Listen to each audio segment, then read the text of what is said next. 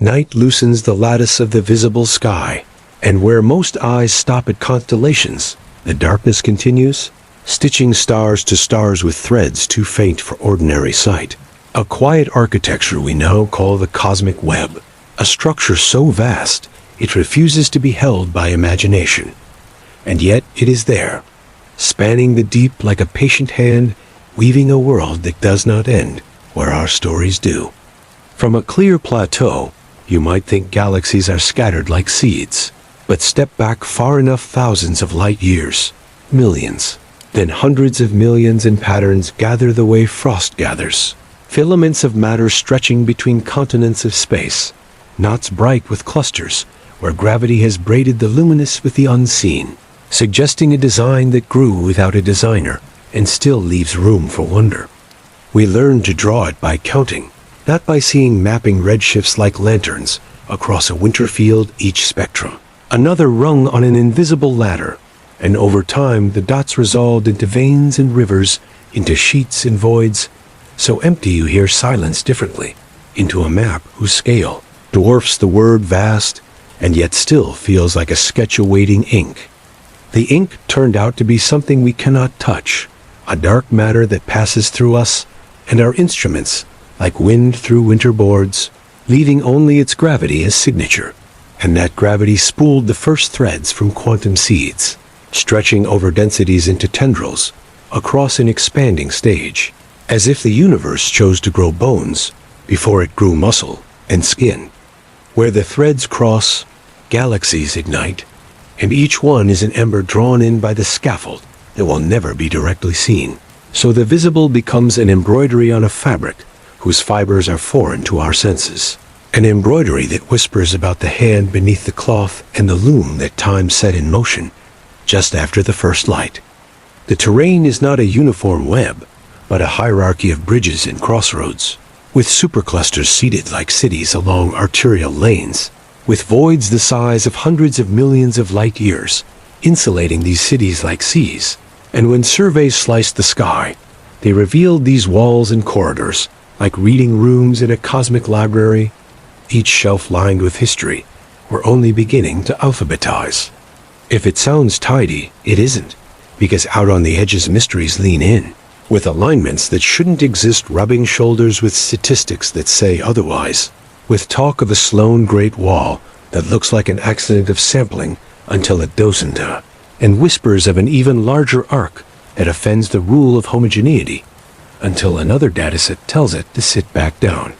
Between curiosity and caution, astronomers walk carefully, tracing the Lyman alpha shadows of distant hydrogen to backlight filaments before galaxies matured, watching fast radio bursts ping through intergalactic gas like sonar, and return dispersion measures that count the missing baryons, measuring weak lensing that smudges the shapes of background galaxies,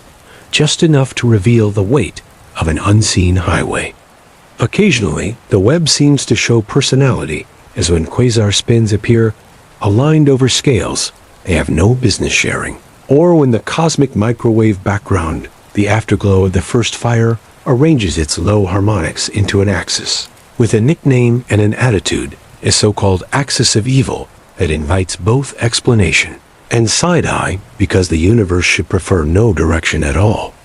Simulations speak with fluent conviction in this space, filling cubic gigaparsecs with dark matter particles and letting gravity do the rest, and from these virtual skies emerge filaments indistinguishable from the ones our telescopes imply cold streams feeding galaxies, like arteries feeding organs, thin rivers of gas that keep star formation alive when everything else runs lean.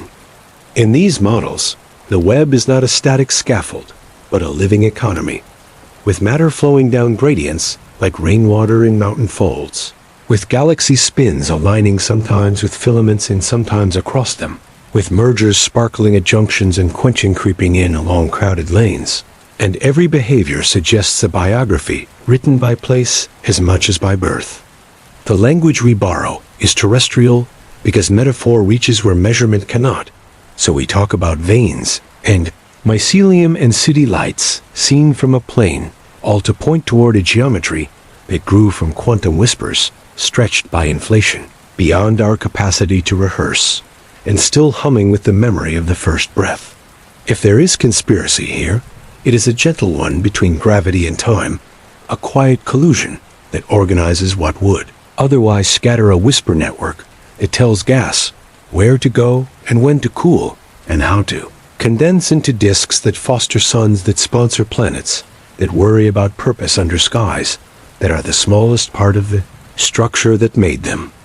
And so as your eyes adapt to darkness, the story sharpens into a relief map of threads and hubs in Atlas that makes every star feel like a street lamp on an overpass, every galaxy like a neighborhood at the junction of routes that span light years in numbers that do not fit in speech, and in that scale something in us softens toward awe. Somewhere along one of these bridges is our own address, a small spiral in a modest group on the rim of a larger cluster, participating in currents we do not feel, but that hold us nonetheless. And to follow those currents with the patience they deserve is to enter a mystery not solved by answers, but nourished by better questions. At the edge of the map, light thins, and the web recedes into the ancient fire from which it rose, and you are left with the sense that what binds the universe does not crave our attention,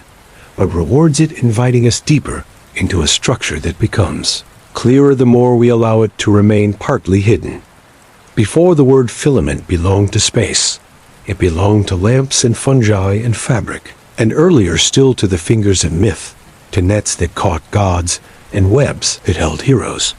And only later did astronomers borrow it to describe what their maps refused to ignore, a lineage of language that foretold a geometry we would eventually confirm. The earliest maps were modest mosaics of stars measured by hand, and yet patterns crept in, with Herschel's star gauging hinting at structure, and Shapley's debates about where the center lived, until redshift became the ruler and spectra the surveyors, and suddenly depth joined width and height, and the sky stopped being a dome and started being a volume no dome could hold. Zwicky weighed clusters the way a banker weighs a vault after hours, finding galaxies moving too fast for the visible matter to hold them, coining dark matter with the rough certainty of someone who trusts the arithmetic even when it offends taste. And his accounting planted the first flags on a continent of the unseen that would take decades to explore. By the time the CFA redshift surveys drew their first slender slices through the northern sky, the honeycomb appeared, great voids ringed by walls of galaxies, the boat's void opening like a hole you could lose a million Milky Ways inside. And each slice added another petal to a flower too large to see, but easy to sense, if you believed the statistics that were quickly growing teeth. Arguments flared with the brightness of an O-type star. Was the universe fractal without end? Or did a scale of homogeneity eventually smooth the roughness? Did the Sloan Great Wall violate cosmic modesty, or merely highlight the tricks of perspective? And in the middle of this, the Standard Model held its ground, promising that on scales bigger than comfort, the cosmos averages out.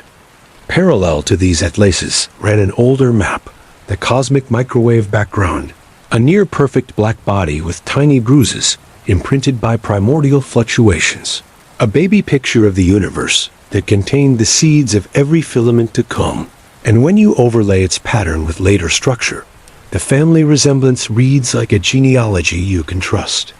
The Lyman Alpha Forest arrived like morning fog on a black and white photograph, a forest of absorption lines in the light from distant quasars, each line a shadow cast by intervening hydrogen. And by measuring their distribution, astronomers traced filaments that had not yet turned on their stars, mapping scaffolding before the house took shape. Baryon acoustic oscillations, the frozen ripples from sound waves in the early plasma, injected a ruler into this expanding theater, a standard measure that shows up in the spacing of galaxies like a watermark. And by following its imprint across surveys, we learned the tempo of expansion, the sway of dark energy, and the way the web stretches while keeping time. Simulations matured alongside the telescopes, from early N-body experiments that taught gravity to carve voids into toy universes, to Millennium, Illustris, and TNG runs the painted gas, stars, feedback, and even magnetic fields onto dark matter skeletons, producing virtual webs you could slice, light, and interrogate with the same tools you turn on the sky. Around the same years, architects of observation became more ambitious, with SDSS pouring redshifts into public coffers, 2DF sweeping southern skies, Het decks roaming for Lyman alpha emitters, and DE imaging weak lensing distortions that betray mass otherwise invisible, each experiment a loom, throwing more threads across the frame.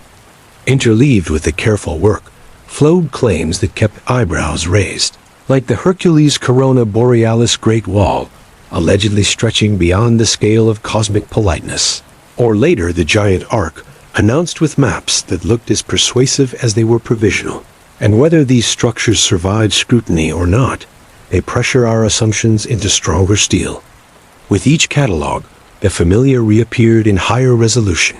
Filaments bridging clusters, tendrils feeding groups,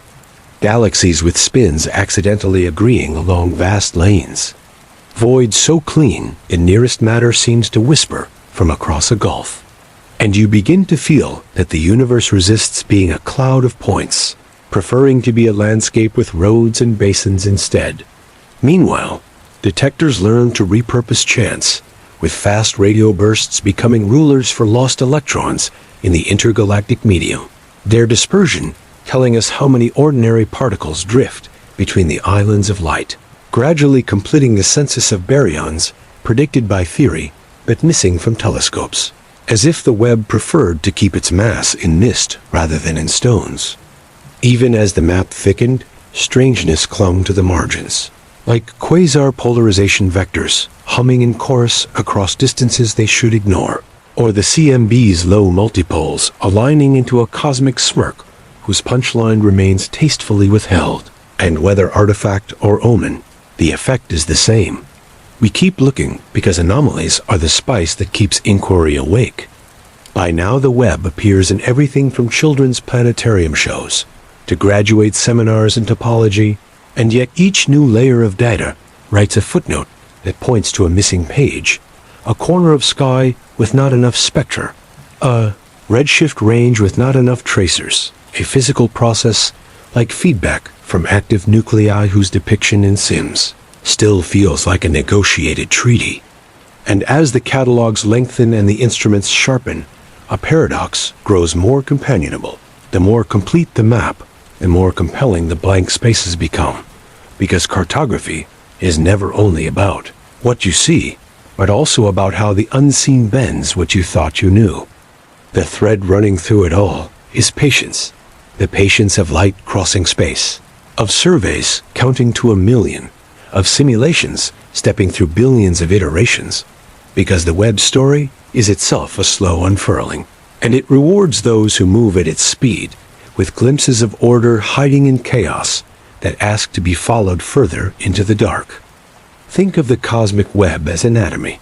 Dark matter, the bones, gas, the blood stars, the organs that metabolize in black holes, the glands that regulate with outsized influence, all arranged along a skeleton that no microscope will ever show directly. And yet, every motion hints at its presence, with the disinterest of gravity doing what it always does.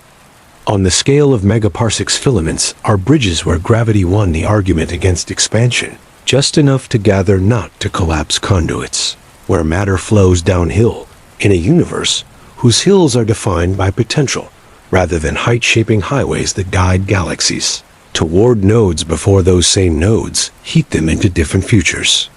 Inside these bridges, the ordinary matter protons and electrons, and their quiet chemistry exists mostly in an in-between state, the warm-hot, intergalactic medium, a diffuse gas at temperatures of hundreds of thousands to tens of millions of degrees, too cool to glow in X-rays like clusters, and too hot to reveal itself in optical lines, living in the middle, where subtle methods must be invited.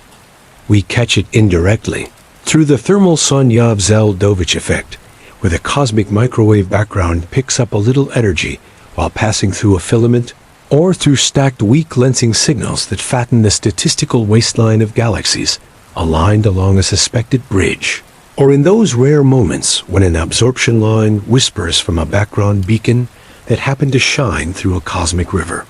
Sometimes the web permits a photograph, not of the dark, but of the gas fluorescing under quasar light like fog caught by high beams. As in the Muse observations that revealed tendrils feeding young galaxies at high redshift, each strand a conduit of cold streams, delivering fuel that disks would not otherwise secure. A supply chain that keeps star formation from starving in the outskirts. Magnetic fields thread these filaments in ways we are only beginning to catch. Laufer and other low-frequency arrays, teasing out radio glows that suggest large-scale magnetism, more pervasive than earlier models expected, as if the universe spun strands, not only of mass, but of field, twisting lines that guide cosmic rays, and perhaps shape how gas slips along the scaffold. Galaxies respond to their lanes like fish to currents, with low-mass disks often spinning in rough alignment along a filament, while more massive halos tip perpendicular, a pattern born in simulations and teased into detection in surveys, hinting that a galaxy's handshake with the web determines which way it grows and when it chooses to quench a biography written not just by mass, but by address. At the junction's nodes that shine with clusters, the temperature rises, gas is shocked and stripped galaxies age faster, and radio relics and halos bloom like weather systems at the meeting of fronts. Yet even here, bridges persist tugging on the outskirts with a tension you feel by the way subclusters fall in along preferred approaches. Voids deserve equal attention because their emptiness is not lack but character, places where expansion outpaced attraction, evacuating mass towards surrounding walls and leaving behind laboratories of low density where modified gravity theories can try on their coats without interference, where galaxy evolution takes a long breath and spirals stay blue longer than their cousins in the crowd.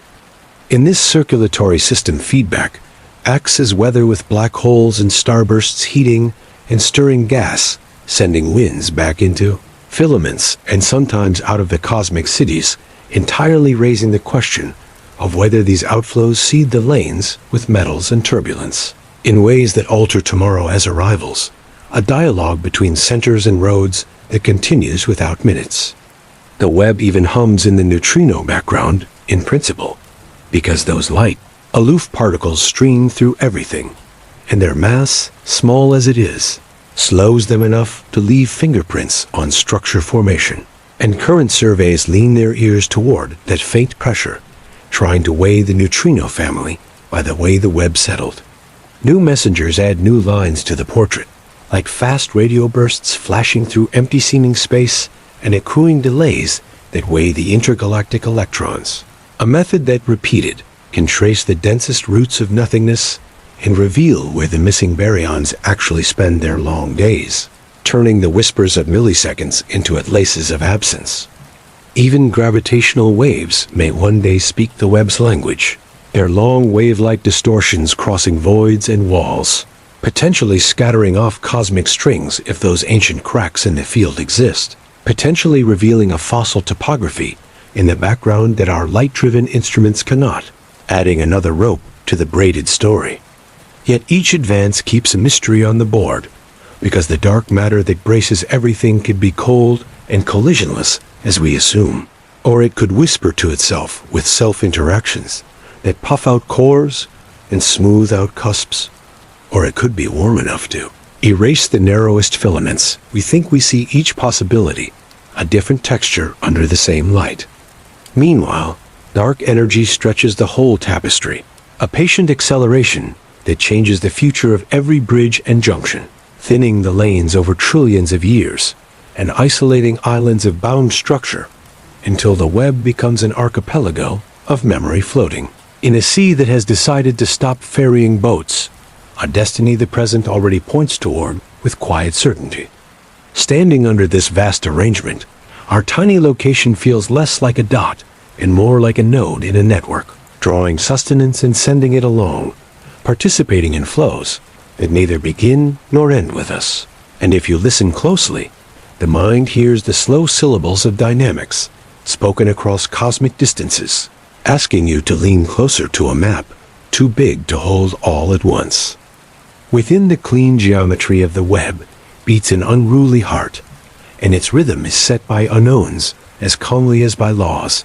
a combination that keeps the story alive because certainty would end it, and endings are not what this structure offers to those who prefer long questions.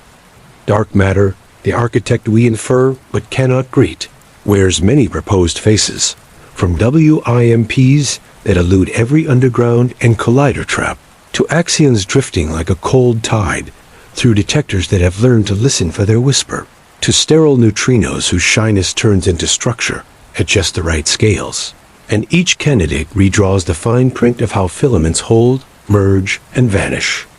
If dark matter does more than gravitate, if it bumps into itself with rare courtesy, then bridges might broaden and cores soften. Small halos lose their sharpness. Satellite galaxies rearrange their dance. And the ladder of structure formation develops a new grain, which is why observers peer into dwarf galaxies and cluster collisions, looking for footprints that differ by just enough to betray a new etiquette. Dark energy, meanwhile, plays the counterpoint, a pressure that accelerates expansion and rewrites the fate of the web in terms that make poets reach for drought and thinning. A slow separation that will leave local walls and nodes bound, but estranged, and whether this pressure is a cosmological constant or a field with time on its mind, its presence turns every filament into a story with an eventual ebb. Against this tidy mood stand anomalies that refuse to sit down quietly like the low-ill multipoles of the cosmic. Microwave background aligning more than randomness should allow inspiring labels, like Axis of Evil, and a decade of papers that toggle between systematic and signal, between dust and destiny, because even the primordial can carry a smirk that dares us to measure again. On yet larger scales, catalog announcements sometimes land like rumor, with claims of arcs and walls that dwarf the assumed boundary of cosmic politeness, like the Hercules Corona, Borealis Great, walls standing uncomfortably tall in press releases, while data committees sharpen their knives. And whether these features dissolve under scrutiny or persist, they serve as whetstones for our statistical discipline. Another kind of puzzle hides in alignments of quasar polarization vectors and radio jets that appear to hum in unison across expanses too large for simple causality, a choir whose voices seem tuned by something broader than local environment. And while selection effects and mismeasured angles crowd the suspect list, a possibility of large-scale coherence keeps a quiet share pulled out. Turn to voids, and the stage changes again, with modified gravity theories that sneak in extra forces at low densities, predicting deviations we can measure. If our maps of emptiness are clean, using the most barren rooms in the house to test for secret doors, and each null result tightens the rules, while each hint loosens the future into new designs. Cosmic strings long ago, often, and now shy, remain a speculative thread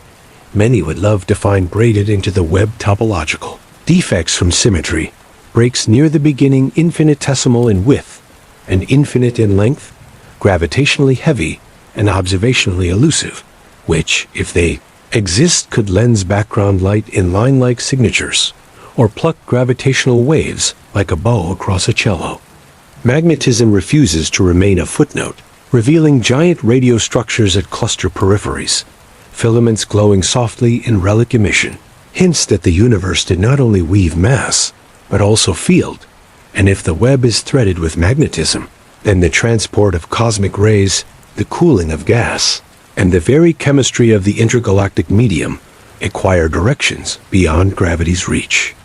Some of the conspiracies whispering around the web are human, as they should be, reflecting the appetite for pattern that kept our ancestors alive. So you hear Indra's net invoked with jeweled nodes, hear spider lore and dream catchers, and woven baskets lifting from memory to metaphor. Ancient designs that anticipated a connectedness larger than a single hearth could warm. There are wilder proposals, soft-spoken but persistent, suggesting that information itself flows along filaments, that galaxy spins communicate at a remove, that the web behaves like a neural network learning in slow motion. Analogies that flatter our intuition while risking overreach, yet they coax us to design tests rather than simply smile, which is the useful part. Simulations have their own ghost stories. Emergent relations that match observation a little too well. Subgrid models whose tunings are delicate enough to feel like sleight of hand. Feedback recipes that yield right answers by wrong means. All reminding us that virtual webs are hypotheses, not oracles, and that matching a slice of the sky does not mean we've guessed the kitchen's menu. In the midst of these unknowns, the web remains a generous teacher, reminding us that the largest patterns emerge from the smallest fluctuations, that homogeneity and structure can coexist, that void and wall define each other, and that a system can be fully natural and yet feel artful to those who walk its lines, a symmetry that keeps curiosity supplied. On some evenings, when the seeing is steady and the data are kind, it feels possible that all of these debates are the web thinking aloud through us, gravity and light arranging our questions the way filaments arrange gas, feeding attention into nodes of better instruments and sharper ideas, a feedback loop between mind and map that asks for another night under the dome. The arc between irritant and insight is long in this field, and anomalies that today read like mischief may tomorrow become the backbone of new physics, which is why the patient posture of the web itself becomes a counsel for practice, to hold every surprise lightly and every rule loosely enough to be improved, and to keep walking the bridges we can see while scanning for the ones that are not yet lit. The future of this cartography is already unfolding instruments poised like careful hands above a loom each mission, a shuttle ready to lay new threads across the frame, and the cadence of their work promises a map so thick with detail that mystery will have to learn new ways to hide. Euclid has taken its first soft steps, measuring weak lensing across wide fields to weigh the scaffolding directly, while the Nancy Grace Ramon Space Telescope sharpens its gaze for dark energy's handwriting, and between them lies a decade of sheer maps that will turn whispers of mass into portraits, of bridges deep enough to touch with mathematics. On the ground, Desi is marching through redshifts with a patience only robots know, assembling a tapestry of galaxies and quasars that will refine the baryon acoustic ruler and tighten the story of expansion, while the Vera C. Rubin Observatory prepares to let the time domain flood in, catching transients that ping along the web like moth flashes you can triangulate back to the trees. Radio arrays stretch their ears toward low frequencies, where the cosmic dawn left its shy signature, 21-centimeter intensity, mapping weaving three-dimensional movies of hydrogen over billions of years, tracing how filaments brightened and cleared as the first light switched on, while the square-kilometer array dreams of bringing these films into true focus. Elsewhere, LOFAR and its kin will deepen their portraits of magnetism in the cosmic backcountry following faint radio bridges, between clusters charting field lines that may be as structural as mass for the way gas navigates, and perhaps even catching the fingerprints of phenomena whose theories have not yet learned their own names. FRB catalogs will thicken until the dispersion measure becomes a practical yardstick for the intergalactic medium, letting us tomograph the web's electron content with an ease today reserved for the local universe. And by cross-matching with lensing and galaxy maps, we will translate milliseconds of static into atlases of what used to be called empty. Gravitational wave observatories on Earth and one day in space may add a new overlay mapping, a background hum shaped by binaries, cosmic strings or primordial processes, a soundscape layered over the visual one, offering another sense with which to feel the tension in the cosmic net and the knots where it tightens or hums in tune. Theoretical work will not sit still probing whether cold dark matter remains the best foundation, or whether self-interaction's warmth or a chorus of axions. Rearrange the fine filigree, testing modified gravity on the floor of voids, and teaching simulations to be less like puppetry and more like ecosystem, so that emergent behavior grows rather than being described. Philosophy will not be a bystander, either because maps of connection invite us to reconsider the word alone to think of ourselves as residents of a lane rather than owners of a house, to understand that our local hospitality extends along invisible roads to remote quarters where light we will never see still answers to the same physics, a kinship as practical as it is poetic. Travelers in speculative futures will eye these lanes differently, imagining routes not through empty space, but along the gradients where matter and field offer traction, where refueling might mean tapping the fin WHIM for fusion, or exchanging momentum with fields we barely measure today. And while this remains serenely hypothetical, it changes how the mind walks the distances. Meanwhile, the simplest practice remains the best: to go outside and let your pupils widen, to remember that every faint smudge is a city in the web, that every gap is a room in a palace of rooms, that our instruments are extensions of an old animal habit of noticing, and that noticing is the first ritual by which any mystery lifts its veil. When sleep approaches, the lattice of the sky softens into suggestion again, and the web feels less like a diagram and more like a hush, a suspension bridge of light and gravity on which your thoughts can stroll quietly, pausing at nodes of curiosity and moving along at the pace of breath, because the cosmos rewards those who match its patience with their own. The map will never be finished, because finishing is not its verb, but with each survey and each run, we will learn to read its calligraphy a little better, and the practice of reading will continue to change us into listeners with longer attention spans, which may be the web's deeper gift to a species in a hurry that wants to learn how to linger. Before you drift into sleep, remember, mystery is never truly lost, only waiting to be found. If you enjoyed this journey, subscribe for more relaxing ancient mysteries, and let your curiosity guide you deeper.